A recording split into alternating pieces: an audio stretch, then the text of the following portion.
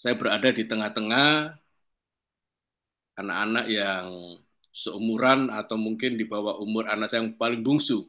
Ya, karena anak saya yang paling bungsu usianya 30 tahun. Dan saya bersyukur sekali karena saya merasa menjadi muda lagi. Puji Tuhan. Saya ucapkan salam untuk semuanya, baik yang di Jakarta, yang di Shenzhen, halo, dan juga yang Shalom, di Guangzhou. Pak.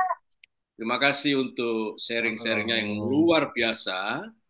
Puji Tuhan, ternyata juga inline dengan apa yang nanti akan kita renungkan bersama-sama dalam sharing ini. Temanya tadi sudah disebutkan oleh Timothy, merajut cinta bersama penguasa semesta. Merajut itu netting, ya, atau knitting. Saya kurang bisa menerjemahkan dalam bahasa Inggris. Ya, knitting love with a word ruler, ya, penguasa dari dunia ini atau semesta ini, yaitu tentu saja Tuhan Yesus. Ya, tadi sharing-sharing yang luar biasa menyatakan bagaimana kuasa Tuhan dan keajaiban yang dialami oleh Cimona waktu bisnis trip di Thailand, dan itu sungguh-sungguh luar biasa. Menunjukkan bahwa Tuhan Yesus ini penguasa seluruh semesta ini. Dimanapun negara yang kita jalani, itu adalah jejak-jejak langkah bersama sang penguasa, the world ruler, penguasa semesta. Saya sudah menuliskan nats atau ayat yang akan kita renungkan bersama-sama di dalam Kidung Agung pasal 7 ayat 12. Kitab Kidung Agung pasal 7 ayat 12. Saya akan bacakan untuk kita semua. Kidung Agung pasal 7 ayat 12. Demikian bunyi firman Tuhan. Ya, sudah ditampilkan di layar kita. Ya. Kidung Agung pasal 7 ayat 12. Mari kita pergi pagi-pagi ke kebun anggur dan melihat apakah pohon anggur sudah berkuncup, apakah sudah mekar bunganya, apakah pohon-pohon delima sudah berbunga.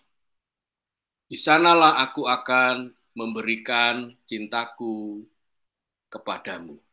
Wow, luar biasa. Ya, ini adalah gambaran cinta Tuhan Yesus kepada kita, gerejanya, kepada komunitas BBC, ya, anak-anakku semuanya yang ada di Zoom ini juga adalah gereja yang menjadi pelayanan kita dimanapun kita berada, di Jakarta, Nanjing, maupun di Shenzhen, saudara. Ini adalah gambaran cinta kasih Tuhan Yesus kepada kita. Kalau secara literal, ini adalah tulisan syair-syair cinta dari Salomo kepada wanitanya yang bernama Sulamit, di mana mereka berbeda latar belakang. Yang satu adalah raja yang besar, luar biasa, pokoknya top banget lah. Ya. Tetapi wanitanya berada di dalam kelas sosial yang paling rendah. Dia adalah budak yang menggembalakan domba, masyarakat kelas paling bawah. Walaupun dia perempuan, tetapi rupa-rupanya dia mengalami bullying dari saudara-saudara laki-lakinya dan disuruh untuk menjaga domba-domba keluarga.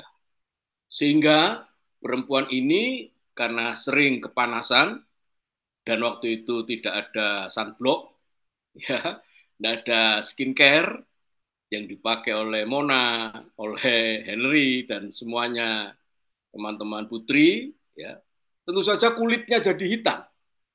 Tetapi kulitnya yang menghitam dan pekerjaannya yang kasar karena menggembalakan domba tidak bisa menghilangkan kecantikannya yang alamiah, yang luar biasa sehingga memikat hati Raja Salomo. Ini menunjukkan gambaran dari Tuhan Yesus yang mengasihi kita tanpa melihat hal-hal yang menjadi kelebihan, bahkan mungkin kekurangan kita. Karena dia mencintai kita apa adanya. Haleluya. Nah, gambaran seperti ini menjadi gambaran cinta Tuhan Yesus untuk kita semua. Nah, di dalam ayat 12 yang tadi kita baca, ya, dikatakan di sana kita mari pergi pagi-pagi ke kebun anggur dan melihat apakah pohon anggur sudah berkuncup dan seterusnya. Anak-anakku semua, kita harus mengerti bahwa di zaman Raja Salomo beda sekali dengan zaman kita sekarang. Ya, kalau kita atau kalian misalkan berpacaran, merajut cinta dengan laki-laki atau wanita yang memikat hati kalian, tentu saja bukan diajak ke kebun anggur dan kebun apel, saudara. Ya, tetapi pasti diajak healing. Ya, tadi saya dengar ada kata healing, mungkin ke kafe, ya, atau sekedar bertukar WhatsApp, ya, atau mungkin di dalam video cam, ya, tentu saja dalam kaitan dan konteks yang kudus, ya, saling bertukar sapa, atau mungkin diajak wisata, atau mungkin tadi healing-healing di kafe, dan seterusnya. Zaman dulu tidak ada kafe. Ya. Di kehidupan Raja Salomo pada waktu itu yang ada kebun-kebun anggur, ada juga pohon delima, ya, dan itu sudah merupakan sebuah tempat yang sungguh menyenangkan bagi Salomo dan wanitanya. Kenapa? Karena mereka bisa berjalan-jalan, bisa merajut cinta. Nah, saudara-saudara yang dikasih oleh Tuhan, mari kita masuk ke dalam poin yang pertama, yang menjadi konteks dekat dari ayat yang ke-12 ini. Kita akan lihat di dalam ayat yang ke-10, dikatakan begini, ya, kepunyaan kekasihku aku, kepadaku gairahnya tertuju. Tadi saya sebutkan bahwa Salomo dan Sulamit itu berbeda sekali jaraknya, ya, dari kelas sosial yang berbeda, dari latar belakang yang berbeda, dari kekayaan yang juga sangat jauh berbeda. Bayangkan, yang wanita ini dari kelas rendah, ya, mungkin juga tidak banyak duit, tetapi Salomo adalah raja yang agung dan memiliki kekayaan yang luar biasa. Tetapi disebutkan di sini, kepunyaannya kekasihku aku ini. Ya, coba bayangkan kalau Tuhan Yesus malam ini berkata bahwa kepunyaan kekasihku, aku Yesus ini. Ya, dan kepadaku gairahnya tertuju. Wow, keren, saudara. Bagaimana kalau Tuhan Yesus menyatakan cinta ini kepada kalian yang ada di Nanjing, di Shenzhen, di Jakarta, dimanapun berada, dan berkata, Hillary, aku ini kepunyaanmu, karena engkau kekasihku, ya kan? Dan kepadaku gairahmu itu tertuju. Wah, ini bagian pernyataan cinta dari Salomo kepada wanitanya atau pernyataan cinta dari Tuhan Yesus kepada kita. Dan sekaligus bahwa inilah identitas kita sebagai kekasihnya Tuhan. Ya. Poin ini sangat penting. Saya taruh sebagai poin yang pertama, sebagai titik pembuka atau titik awal kita merenungkan betapa pentingnya pengertian ini. Bahwa segala sesuatu yang berkaitan dengan kekristenan harus berawal dari titik ini, sebuah kesadaran bahwa kita memiliki identitas yang baru. Ya, tadi puji-pujian yang dinyanyikan dari kelompok Sensen itu, wow, itu luar biasa. Ya, kalimat demi kalimat itu membuat saya kembali merasakan betapa indahnya identitas saya sebagai kekasihnya Tuhan. Ya. Dan sekali lagi ini merupakan sebuah titik penting berkaitan dengan kekristenan. Seluruh perjalanan kehidupan kita sebagai orang percaya, orang Kristen, itu harus di-highlight, ya, dicerahkan oleh yang namanya identitas. Tanpa identitas ini, hidup kita goyah. Ya. Di dekat Surabaya ada kota kecil namanya Kota Mojokerto. 2 hari yang lalu, ada seorang pemuda umur 20 tahun bunuh diri. Ya. Dia titip sepeda motor kepada supportas. Supportas itu adalah orang biasa tetapi yang mengatur lalu lintas supaya lancar. Ya, ya kalau di Surabaya katanya polisi cepean, gitu ya. Jadi kalau ada ingin diseberangkan kendaraannya, mobilnya atau sepeda motornya, dia kasih 2.000 atau 1.000 atau sekedarnya.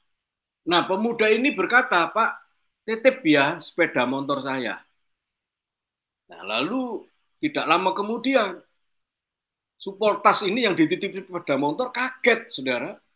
Karena tiba-tiba si pemuda ini naik ke jembatan Sungai Brantas di Mojokerto, lalu menjatuhkan diri dan hanyut. Kenapa ini terjadi? Bahkan beberapa bulan yang lampau di tahun 2024, ada seorang putra hamba Tuhan yang mengakhiri hidupnya terjun dari beberapa lantai di Universitas Petra. Ya. Sang bapak sungguh terpukul hatinya. Sangat-sangat sedih. Kalau kita runut, kita trace, ya, kita lacak kenapa hal-hal ini terjadi. Karena orang yang melakukannya, siapapun dia, tidak mengetahui identitas diri, siapa dia. Nah, identitas kita ini adalah kekasihnya Tuhan. Bukan sekedar orang percaya Yesus. Bukan sekedar orang Kristen. Dengan identitas ini kita akan kuat. Melewati semua badai, semua kesulitan. Bahkan tadi Cik Mona sudah menyampaikan kesaksian yang luar biasa. Sudah lama sekali menjual produk atau bisnisnya ini, belum bisa berhasil, tetapi ketika Tuhan menuntun ke Thailand, dihubungkan dengan sebuah hubungan ilahi dengan seseorang yang bisa menerima bahkan membeli dari produk tersebut. Ya. Nah, saudara-saudara yang dikasih oleh Tuhan, identitas ini penting. Ada kisah di negeri Cina yang anak-anakku semua pasti tahu, saudara Yun, ya. Yun ini atau Liu Shenying ini adalah seorang misionaris Kristen di Tiongkok yang dikenal karena pelayanannya di gereja-gereja rumah. Ya. Dia lahir di provinsi Henan pada akhir tahun 1950 dan mengalami penganiayaan karena imannya. Dipenjara, disiksa, dipukuli, sampai tulang-tulangnya di tangan dan kakinya ini patah-patah. Ya. Tetapi karena mujizat Tuhan tidak ada dokter, Yun tiba-tiba bisa sembuh. Ya. Saudara, dia disiksa setengah mati, dimasukkan ke dalam sepitang, ya. Itu tempat pembuangan air kotor dari toilet, saudara. Maaf, dipukuli sampai luka parah, lalu luka-lukanya, sekali lagi maaf, dikencingi oleh sipir penjara. Betapa perihnya, betapa tersiksanya dia. Tetapi Tuhan sangat mengasihi hambanya ini. Dan dia tidak pernah mundur. Saya punya bukunya dalam terjemahan bahasa Indonesia, Manusia Sorgawi. Ya. Kalau dalam original booknya, The Heavenly Man. Ya. Mungkin anak-anakku semua pasti tahu kisah ini karena kisah ini terjadi di Tiongkok. The Heavenly Man menceritakan bagaimana kisah hidupnya dan pelayanannya. Saudara, kalau dia ditanya, siapa kamu? Dia bilang, aku manusia surgawi. Asalmu dari mana? Dari surga. Wow, keren. Dia selalu menunjukkan identitasnya dia sebagai manusia surgawi. Perhatikan, contoh yang saya angkat ini adalah contoh bagaimana pentingnya sebuah identitas. Siapa identitas kita? Katakan, aku adalah kepunyaannya Tuhan. Aku adalah kekasihnya Tuhan. Sepanjang hidup kalian yang masih muda ini dan nanti seterusnya, beranjak dewasa, berkeluarga, dan berketurunan, saya yakin anak-anakku semuanya akan menjadi orang-orang yang berhasil. Dalam setiap apapun yang kau kerjakan, dalam rumah tanggamu, engkau akan memetik kebahagiaan kalau didasari dengan pondasi yang kuat dan teguh, yaitu identitas kita sebagai kepunyaannya Tuhan Yesus dan sebagai kekasihnya Tuhan Yesus. Haleluya. Saya masuk ke poin yang kedua, yang tadi ayat Mas kita baca, tapi saya tarik ke atas dikit ayat 11 dan 12. Mari kekasihku, kita pergi ke padang, bermalam di antara bunga-bunga pacar. Mari kita pergi pagi-pagi ke kebun anggur dan melihat apakah pohon anggur sudah berkuncup, apakah sudah mekar bunganya, apakah pohon-pohon delima sudah berbunga. Perhatikan, saya ingin membahas kalimat terakhir ini. Di sanalah aku akan memberikan cintaku kepadamu. Wow, haleluya. Saudara, Tuhan Yesus tidak hanya menganugerahkan identitas yang istimewa, yang luar biasa, yaitu kita sebagai kepunyaannya, sebagai kekasihnya Tuhan Yesus, tetapi ketika kita mau diajak untuk menikmati keintiman, menikmati hubungan persekutuan yang indah, ya. Tadi saudara Timothy juga WL kita, ya, banyak sekali menyebutkan ini supaya kita punya hidup yang penuh dengan penyembahan, keintiman, persekutuan dengan Tuhan. Apa dampak, apa pengaruhnya kalau kita punya keintiman yang luar biasa dengan Tuhan Yesus?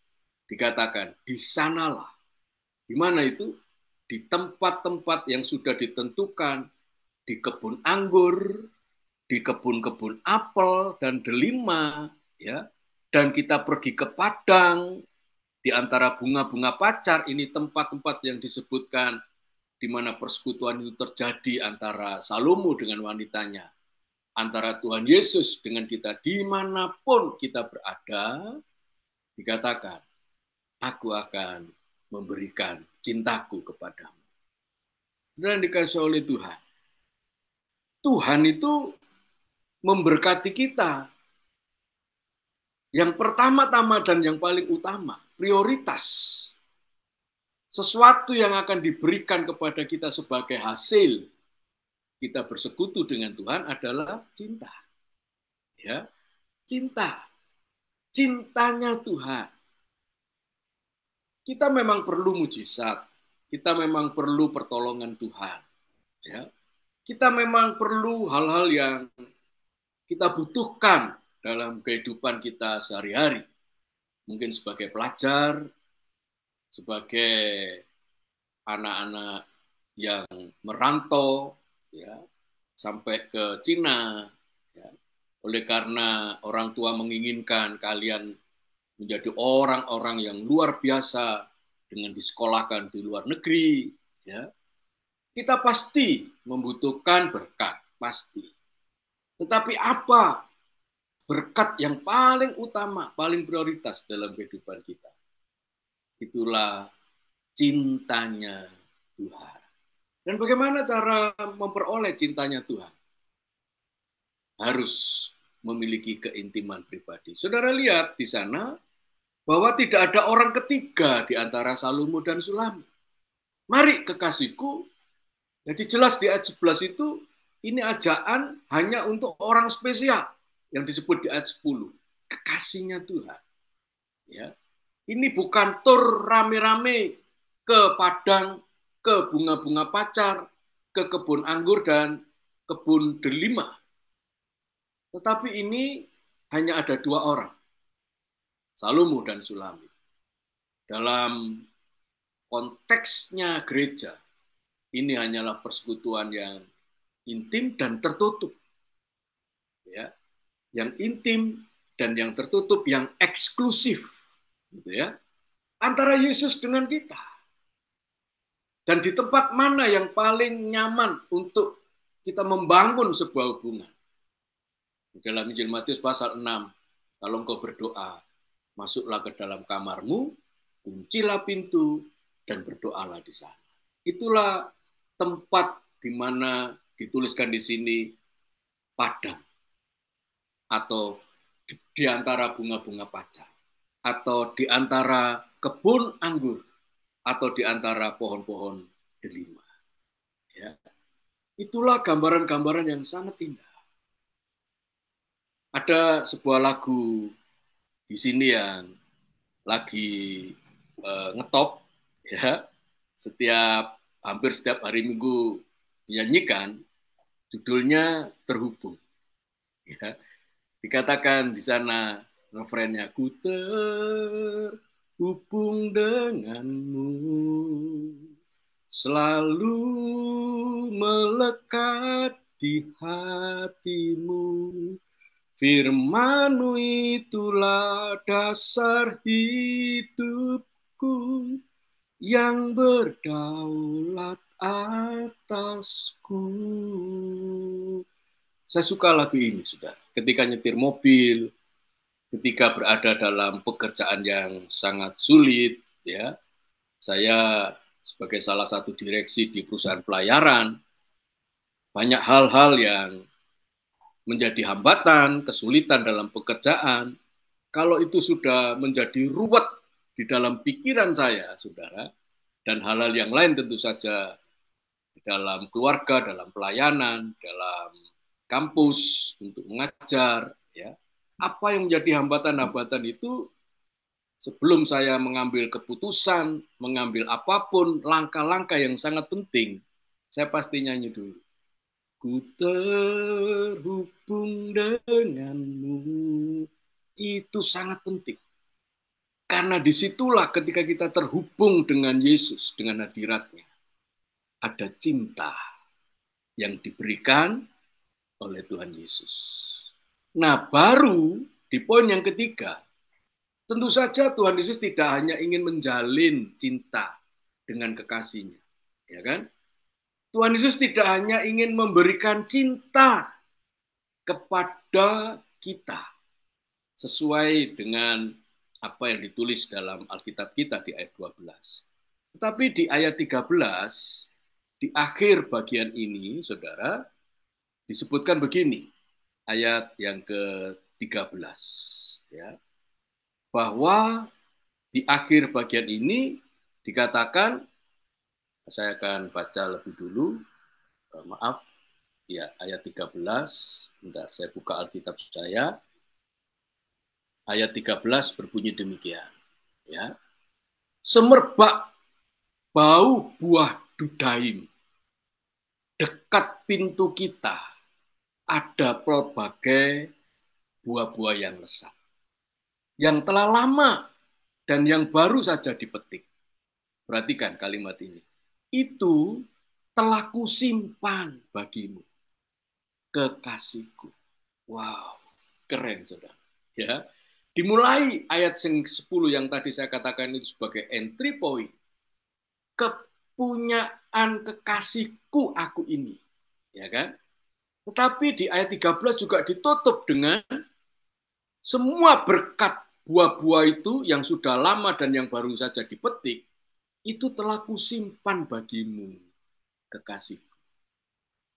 Jadi saudara-saudara, berkat di zaman Salomo itu memang diwakili, direpresentasikan dengan pelbagai buah-buah yang lesat. Ya, di dekat pintu kita. Jadi pintu gudang, lumbung, tempat menyimpan hasil panen, itu disebut dekat pintu kita. Ya, ini tidak salah, saudara. Ayat ini tidak salah. Ini bukan gudangnya Salomo, tapi gudangnya, lumbungnya kita berdua loh. Wow, saya pikirkan ini begitu keren. Ya, apa yang menjadi milik Yesus itu milik kita, katanya Tuhan. Ya, dan di situ kita bisa menemukan pelbagai buah-buah yang lesat. Tidak hanya buah, tapi buah-buah yang lesat.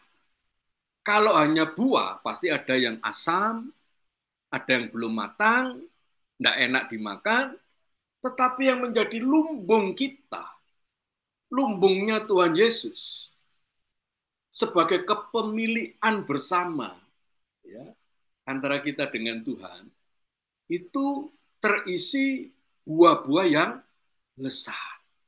Haleluya. Yang telah lama dan yang baru saja dipetik, dan itu sudah kusimpan bagimu. Kusediakan bagimu, kekasihku. Wow, ini luar biasa. Ya. Ada 3 istilah yang kita akan pelajari dalam poin yang ketiga ini, yaitu istilah teis. Teis itu orang yang beragama. Ya.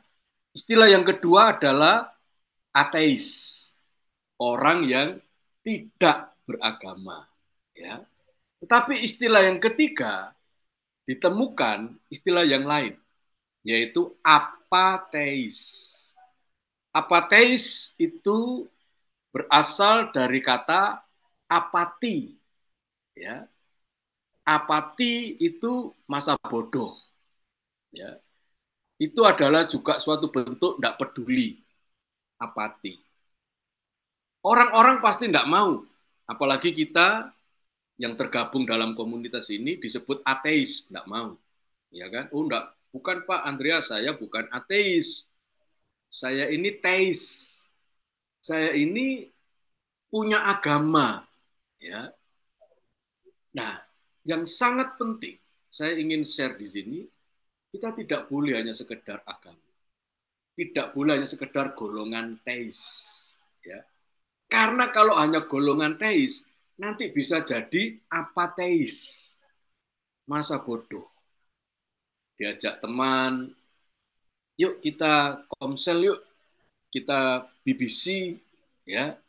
Ini hari Jumat, ini Friday, yuk kita luangkan waktu untuk berdoa bersama, menyembah, sharing, ya, luar biasa. Saya mendengar banyak sharing dari teman-teman semua, itu menandakan bahwa saudara bukan orang apateis, ya, bukan orang yang masa bodoh, ya.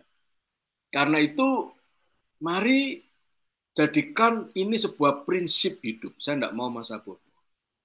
Saya ini punya identitas yang baru, identitas yang luar biasa, kekasihnya Tuhan Yesus. Ya. Yang kedua, saya ini harus punya keterhubungan, sebuah keintiman, persekutuan yang indah bersama Tuhan Yesus. Ada waktu-waktu yang khusus, dia berdoa, dia membaca Alkitab. Ya. Tadi ada sharing beberapa ayat, bahwa itu luar biasa, keren, ya, luar biasa. Saya senang sekali. Artinya Anda punya sesuatu yang memang terhubung dengan Tuhan Yesus. Tetapi ada satu bahaya, ya. Jangan sampai gelora cinta kita kepada Tuhan menjadi padam, surut, lalu masa bodoh, ya. oleh karena hal-hal yang menarik kita menjauh dari Tuhan. Kenapa? Ada berkat yang menunggu saudara. Yang pertama cintanya Tuhan. Ya, tadi di ayat 12, aku akan memberikan cintaku. Tetapi di ayat 13, kita akan menikmati seluruh berkat Tuhan. Yang disebut itu adalah kepemilikan bersama di dekat pintu kita. Pintunya Salomo, tetapi juga pintunya Sulamit, tersedia berkat-berkat. Buah-buah yang lezat. Ya, yang lama dipetik maupun yang sudah baru dipetik, yang masih segar, itu telah kusimpan bagimu. Lihat sudah. Untuk orang-orang yang tidak berlaku masa bodoh, tidak berlaku, tidak peduli dengan apa yang menjadi kegiatan kita yang ilahi, apakah itu dalam pelayanan, apakah itu dalam penyembahan, persekutuan doa seperti ini di BBC. Saudara, kalau betul-betul menjadi orang yang sangat peduli, ya, bukan apateis, bukan, tapi betul-betul sangat peduli, saya yakin engkau akan diberkati. Haleluya. Saya adalah saksi hidup di dalam membuktikan ayat ini. Pada waktu usia seperti kalian, saya begitu cinta pekerjaan Tuhan. Ya, kalau sudah musim Natal, saya jarang pulang ke rumah. Kadang-kadang sampai nginep di gerejanya untuk dekorasi. Ya, dekorasi, lalu berlatih musik karena saya senang musik, ya, berlatih musik dan seterusnya. Nah, saat ini adalah saat saya menikmati buah-buah itu, saudara. Buah-buah dari pelayanan kami. Ada 5 pemain musik yang menjadi teman saya waktu youth. Ya. Saya pemain drum dan kadang memainkan bass gitar, saudara. Dan ada 4 yang lain. Kami berlima sama-sama cinta banget pekerjaan Tuhan. Apalagi di bidang musik, di bidang PAW. Ya. Dan hari-hari ini kami menikmati panen yang luar biasa. Di antara kami berlima, tidak ada satupun yang gagal dalam pekerjaan, dalam usaha. Semuanya berhasil. Walaupun kami bukan sangat kaya raya. Ya. Ada satu teman kami, ya, itu yang memang sukses sebagai seorang developer, ya, mungkin satu-satunya di antara kami berlima yang sudah punya Mercedes-Benz. Ya. Tetapi walaupun saya tidak punya Mercedes-Benz, kami yang lain itu betul-betul diberkati Tuhan. Kami berempat memang tidak sangat-sangat kaya, tetapi kami juga tidak pernah menyusahkan orang lain. Oh, haleluya. Saudara, saya tahu Anda berada di tempat yang mungkin menolak, ya, menolak Kristus, menolak Injil. Tetapi saya tahu dan yakin kalau engkau betul-betul mengasihi Tuhan, memiliki kesaksian yang hidup, engkau akan hidup seperti magnet, ya, menarik anak-anak muda yang lain untuk juga ingin kenalan, ya, siapa sih kekasihnya Timothy, siapa kekasihnya Hillary. Oh, ternyata kekasihnya itu Tuhan Yesus. Dan orang-orang yang belum kenal Tuhan akan bertanya, kamu kok beda banget, kamu kok luar biasa, ya, kamu selalu keep on fire. Apa rahasianya? Oh, ini kesempatan Anda menyaksikan tentang Tuhan Yesus. Aku punya kekasih yang luar biasa. Dan setiap waktu, setiap saat, aku merajut cinta bersama dia. Dia adalah sang penguasa semesta. Dia yang diwakili oleh simbol Raja Salomo, di mana Sulamit selalu bergairah untuk menikmati cintanya bersama Raja Salomo. Sama dengan kita. Apakah gairah itu terus ada dan kita terus keep on fire, terhubung dengan Tuhan Yesus? Kalau itu ada dalam hati kita, pelihara. Jangan pernah padamkan, saudara. Ya, sesibuk apapun, jam 4 pagi saya pasti sudah bangun. Kami ada persekutuan doa pagi di STT. Ya, kami menikmati doa pagi. Agak siang dalam break waktu istirahat, saya rutin membaca Alkitab 3 pasal sehari. 3 pasal sehari itu sudah kami lakukan sampai ini adalah putaran yang ke-7. Jadi saya sudah baca Kejadian sampai Wahyu 7 kali. Ya. Dan hari ini kami sampai di Yesaya pasal 59. Besok kami mulai Yesaya 60, 61, 62. Ada bersama-sama dengan teman-teman dalam kelompok Ayo Baca Alkitab, ya, itu yang terus ya menjadikan gairah cinta kami itu menyala-nyala di dalam Tuhan. Haleluya. Ya. Mari biasakan, mari devosi bahwa kita punya persekutuan doa yang intim dengan Tuhan dalam waktu-waktu yang tertentu, apalagi baru bangun tidur, dan punya ketekunan untuk membaca Alkitab. Itu yang ingin saya sharingkan. Sebelum kita Q&A, ya, ada forum tanya jawab, silakan nanti dipandu oleh Timothy. Ya. Mari kita berdoa lebih dulu. Kami mengucap syukur Tuhan, kami berada di tengah-tengah anak-anak muda yang luar biasa. Oh haleluya, mereka adalah kekasih-kekasih-Mu, kepunyaan orang-orang spesial di mata Tuhan. Dan ketika kami semua terhubung dengan Tuhan, kami menikmati cinta-Mu, lalu kami juga menikmati berkat-berkat pertolongan yang dari Tuhan, yang sudah Tuhan simpan untuk kami semua yang ada di room ini. Terima kasih untuk waktu yang indah, dan kami yang terpisah oleh jarak, tetapi dekat di hati, oleh karena kami sama-sama kepunyaan Tuhan dan kekasih Tuhan. Tuhan memberkati masa depan-Mu anak-anakku semua. Apa yang Kau inginkan, yang sesuai dengan kehendak Tuhan, pasti akan Kau nikmati. Haleluya. Dalam nama Amin. Hai BCC family, hope you are blessed with today's sermon. But when the Bible said, berbahagialah orang yang mendengarkan firman Allah dan menaatinya. Jadi yuk aplikasikan firman Tuhan hari ini. I also encourage untuk teman-teman you follow our Instagram BCC Fams and subscribe to our YouTube channel supaya kita bisa sama-sama diperlengkapi dan bertumbuh bersama untuk serupa dengan Kristus.